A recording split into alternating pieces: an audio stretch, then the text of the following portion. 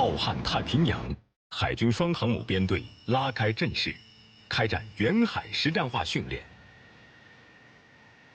山东舰起降保障中队官兵坚守在甲板上，观察空中态势，以冲锋的姿态迎接又一个历史性时刻的到来。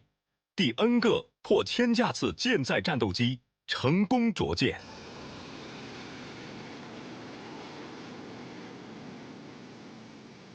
数字记载着该中队官兵与航母部队共成长的探索创新历程，铭刻着他们忠实履行使命、勇当备战先锋的不懈追求。那么，起降保障中队是如何保障舰载机起降安全的呢？他们为航母部队向战向远、抗强制强做出了哪些突出贡献呢？今天的节目就让军事纪实记者带您一探究竟。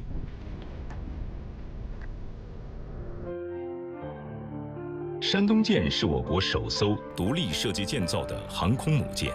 它的入列服役不仅是我国综合国力的体现，更标志着人民海军迈入国产航母时代。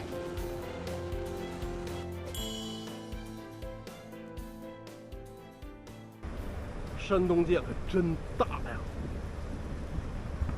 呀！站在山东舰面前，每个人都应该觉得自己很渺小吧。马上要登舰了，我现在都觉得非常的兴奋。通常呢，咱们可能会用巍峨这个词来形容山峰，但是你站在山东舰面前，你觉得用巍峨这个词来形容它，其实一点都不过分，反而形容的非常具体。等一下，我们要通过这条舷梯登上山东舰。对于一艘常规的水面作战舰艇来说，它的战斗力通常来自舰炮、导弹等大威力的武器。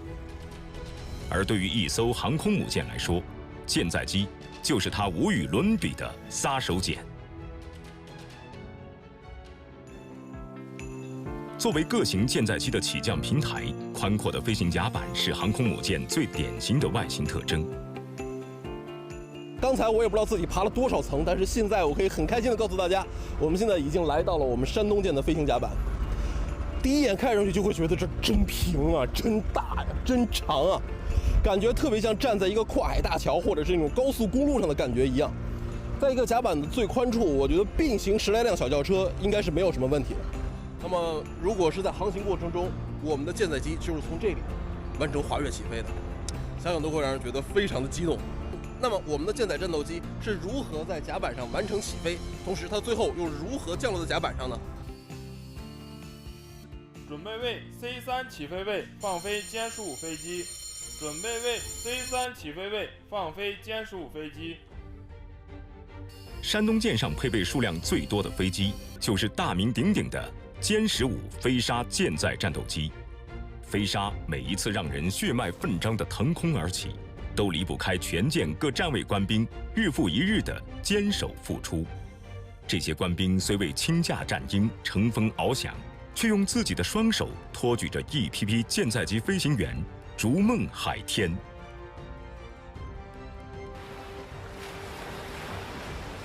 舰载机是航空母舰最重要的作战武器，其出动效率的高低直接决定着航母战斗力的强弱，而效率提升的关键就在于甲板彩虹人配合的默契程度。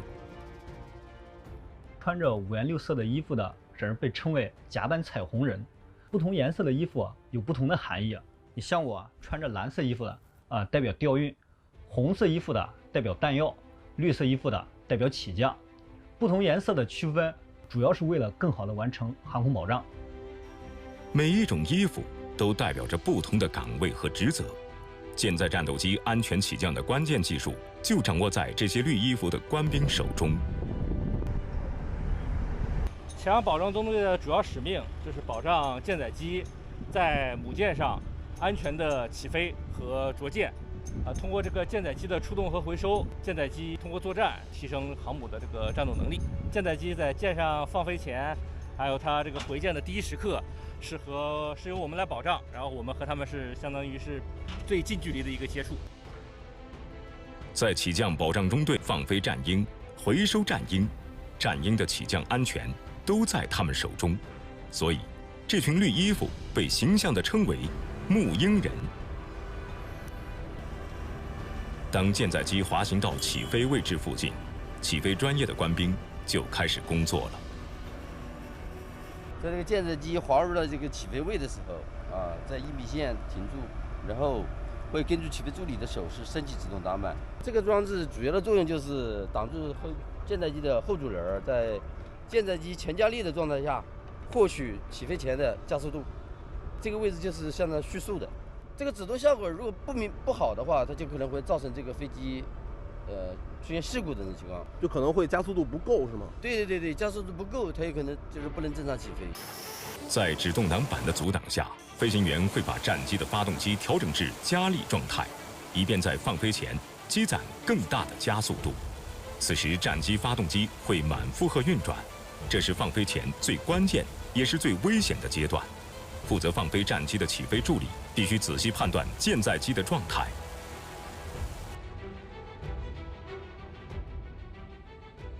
这个时候突然发动机异常那么我们一定要反应足够快，立即起身的给特勤手势，做给飞行员看，做给甲板上的任何一人看，同时做给塔台看，告诉所有人，所有的保障人员，现在我观察到有问题，需要终止起飞。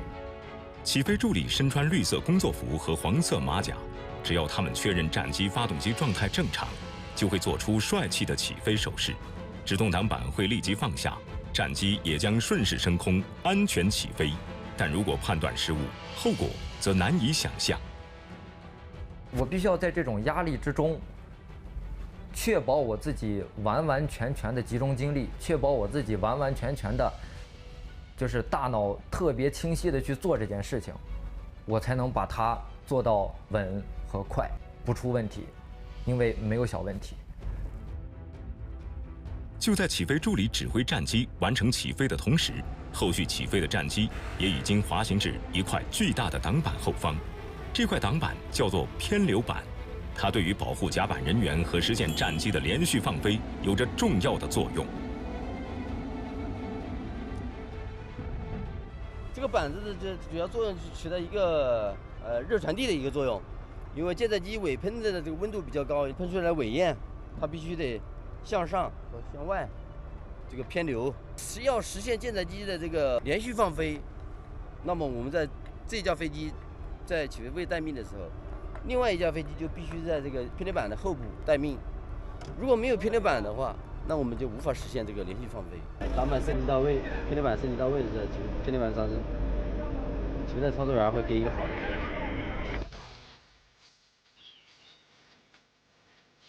对于起降保障中队而言，让战机安全升空只是一个最基本的要求。舰载机是航空母舰的主要武器之一，只有在最短的时间里，尽可能多的放飞战机，才能发挥出航母应有的战斗力。如果我能在短时间内放出去越多的飞机，单纯的从数量上我就能够实现这么一个优势，而且我在战术上可能会有更多的选择。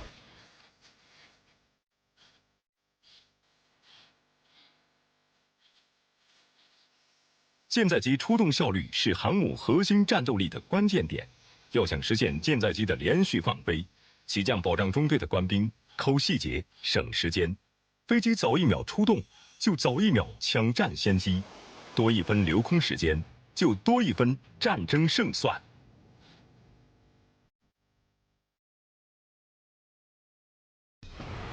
准备位 C3 起飞位，放飞歼15飞机。穿着五颜六色的衣服的，这人被称为甲板彩虹人。不同颜色的衣服有不同的含义。你像我穿着蓝色衣服的代表调运，红色衣服的代表弹药，绿色衣服的代表起降。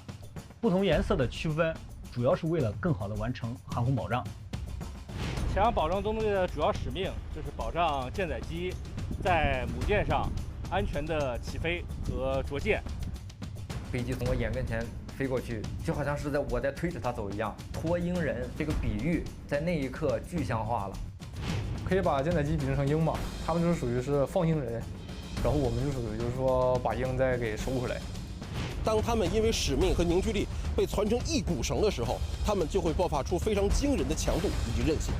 正是这股强度和韧性，保证了我们的舰载战斗机的每一次起飞、每一次的姿态调整以及每一次的有效的、安全的回收。虽然有些官兵他比较年轻，但是他在这个保障岗位是吧，时间长了以后，他有自己的经验，啊，他能够及时把他的一些想法啊、一些好的建议反馈出来，是吧？尤其在保障的时候，都专注在这一件事情上，这是确实很让人欣慰，而且也是很让人能够感觉到心里踏实。秉承着对战机极度负责的使命意识，起降保障中队的每一名官兵，在实际的起降保障中，一次次试验论证，不断刷新着舰载机放飞的数量记录，山东舰的战斗力在不断攀升。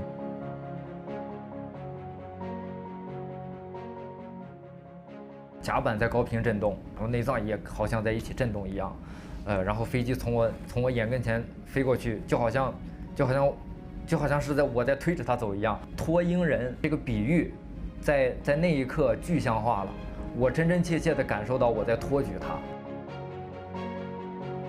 近年来，起降保障中队紧盯实战需求，勇于探索突破，突出人装结合、岸舰衔接、舰机适配，实现从能保障到能作战保障的转变，为航母战斗力建设奠定坚实基础。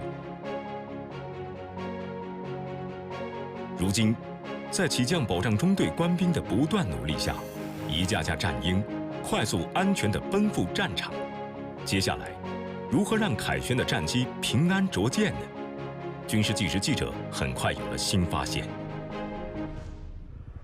大家看到这两个字会觉得惊奇吗？我们的航母上怎么会细分到电视这个级别？其实刚才我看到电视两个字的时候，我以为我碰到了同行。真正在航母上，电视这两个字到底意味着什么呢？他们又会负责什么呢？此刻，着舰引导专业的战士在甲板上立起了一件特殊设备，这又是做什么用的呢？这两位同志就是现在进行一个我们中线相机的简易标效。因为我们这个设备在每天使用过程中，它会受到一些外界因素的影响，比如说这个甲板震动，或者是飞机着舰之后的一个巨大的冲击力，会导致它的精度有可能会产生一点点的变化。所以说，每天我们在我们这个飞行之前，都会对设备进行一个简易的标效，保证我们指示的这个下滑道是正确的。舰载机要想准确落在飞行甲板上，离不开舰面上的指挥员引导。着舰引导专业的官兵会通过摄像机，让指挥员直观地看到舰载机和航母的位置关系。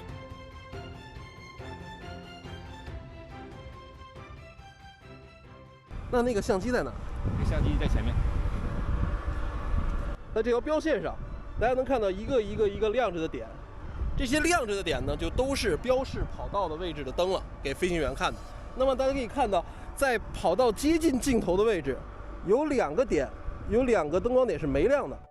这条线是着舰跑道的中心线嘛，我们的设备就安装在着舰跑道中心线上。关于我们整个电视专业最重要的这两个相机，就是这个中线相机。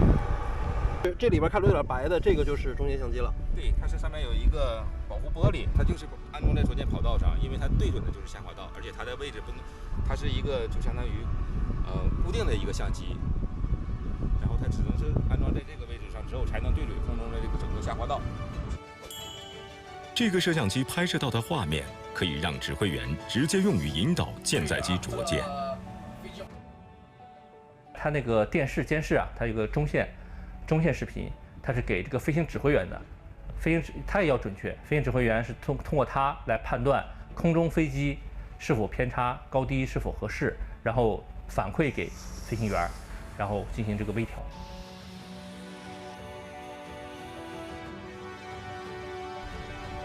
着舰引导专业还有专业的灯光设备，让飞行员直接看到战机和航母的位置关系。绿灯呢，相当于是一条基准线，中间这个瞄准灯是不是只能看到第4个？对，它是在这个绿灯下面的，证明现在就是低的，是这么配合使用的。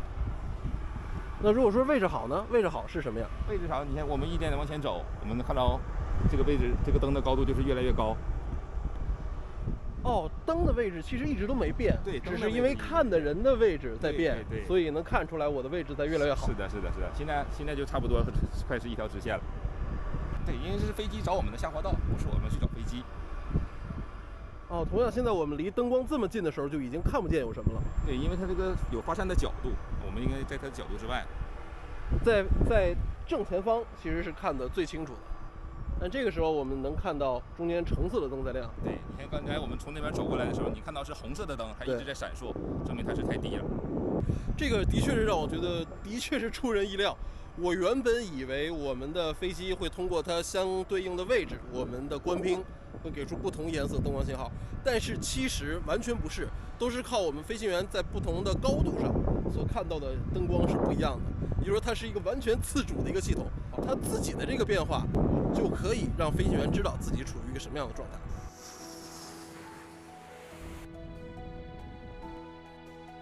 在起降保障中队各种设备的辅助下，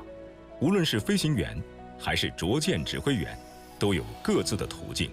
时刻了解舰载机相对航母的位置。这相当于给即将着舰的舰载机加了多重保险，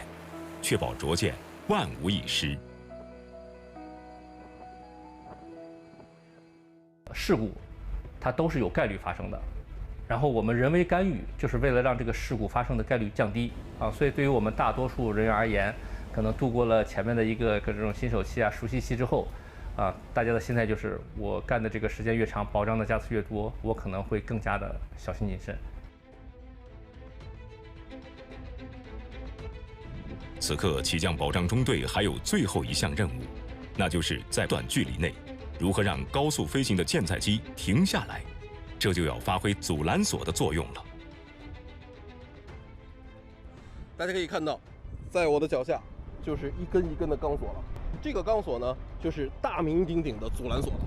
我们的舰载机通过机台的尾钩，正是勾住这些阻拦索，才能够完成紧急的一个停止，最后到平稳的一个状态。所以说呢，这些阻拦索是非常非常重要的舰载机所依赖的设备。我们接下来就要去认识一群新的官兵了，他们的成绩和这根阻拦索牢牢地捆在了一起。山东舰上共有4根阻拦索，由起降保障中队阻拦专业官兵操控，他们也是舰载机能平安着舰的最后一项保障。可以把舰载机比喻成鹰嘛，他们就是属于是放鹰人，然后我们就属于就是说把鹰再给收回来，就我们相当于鹰的一个降落场。这个阻拦索是非常重的，几百公斤吧。在着舰间隙的时候，因为它的间隔非常短，我们就要在这种非常短的时间段内，然后完成阻拦索的检查。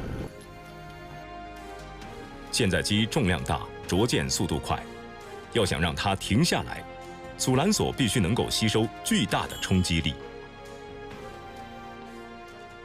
飞机着舰的时候，在勾住阻拦索之前，它要加油门。然后，如果说一旦说没有勾住阻拦索，它会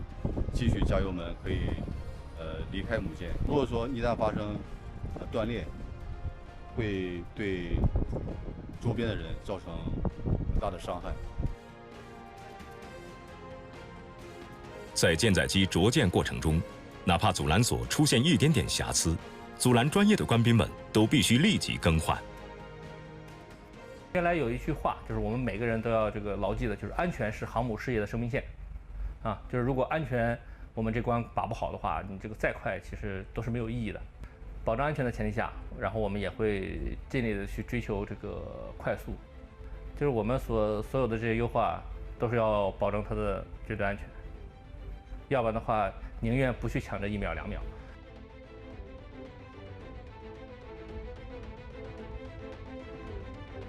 在不中断着舰进程的前提下，只要阻拦索出现断丝，官兵们就会以最快的速度进行更换，以迎接下一架战机的到来。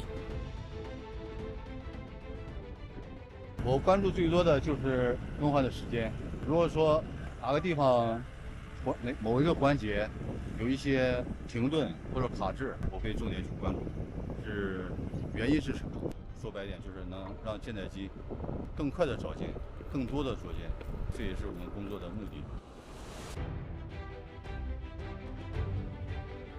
为了练就快速更换阻拦索的默契度，阻拦专业的官兵经常磨合，在实际保障中一次次更新方法，让换锁的时间越来越快。不能再就是更快了，但是每到又要去讨论这个时候，发现哎，我们这个方法一改，时间又快了啊，觉得挺惊喜的，有时候也是。除了提高速度，阻拦专业的官兵们还有很多更繁重、更精细的工作要完成。事实上，阻拦索只是整套阻拦系统的冰山一角，甲板下真正用到的钢索长达数百米，官兵们也要定期更换，并且对关键部位进行再加工。每一大根钢索我们都要给它按根分开，然后完事挨根打直，会增加这个锁与这个接头它俩之间的一个强度，会让它们就是说更牢靠，所以说必须要心细。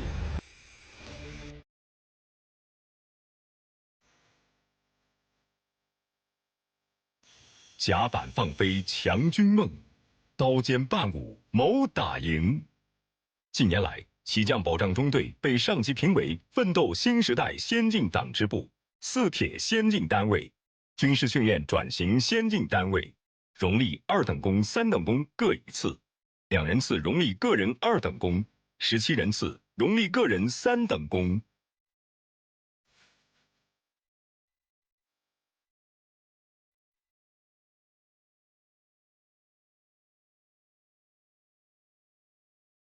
看着我们的战士从这根非常粗的钢缆上分出了每一根的细丝，其实会让我觉得在旁边看着非常有感触的。这每一根细细的钢丝，非常像我们起降中队的每一名官兵一样，个个拉出来都是非常的精干，也非常的坚硬。当他们因为使命和凝聚力被攒成一股绳的时候，他们就会爆发出非常惊人的强度以及韧性。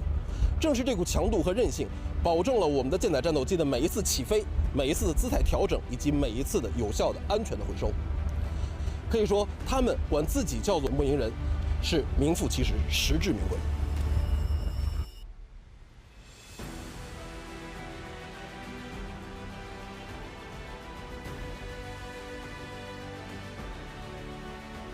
在山东舰入列的5年多时间里，起降保障中队深耕保障一线，